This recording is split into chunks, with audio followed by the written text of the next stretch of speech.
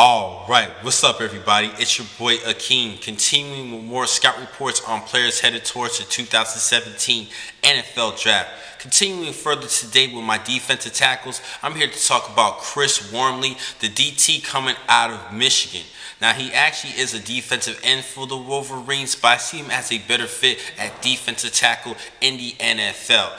Now, he's actually hailing from Toledo, Ohio, another Ohio native playing for the Wolverines. I know that's definitely sparking a lot of Buckeye fans and disappointing them, but it's actually still good for the Michigan Wolverines because Wormley was actually a 3-year starter, and he did a great job, particularly in the past 2 seasons, in which he actually combined for the past 2 years with 23 and a half tackles for loss to go along with 12 and a half sacks, which is pretty good numbers. I think he would be a good fit at defensive tackle. Going to go head over to his strengths and weaknesses. With his size at 6'5", 298 pounds, he is the ideal size and weight that you want your defensive tackle to be.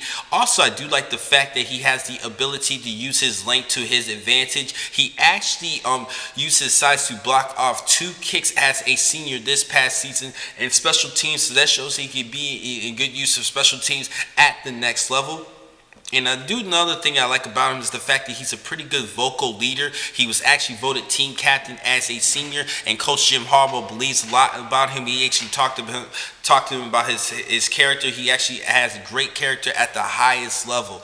Now, going on to the field, he does a pretty good job with his hands to stack and rip through block attempts, as well as he does a pretty good job reading his reads before the play, and does a good job making adjustments quickly and so he could avoid being misdirected against opposing offenses and their schemes. He does a pretty good job making disruption in the offensive line, which is a great trait for him to have. Now, he does have some weaknesses, though. Now, he does have some good straight line speed at 4. He runs a 4.86 40, which is great speed, but he doesn't have the initial explosiveness coming off of the snap. He actually has better straight line speed as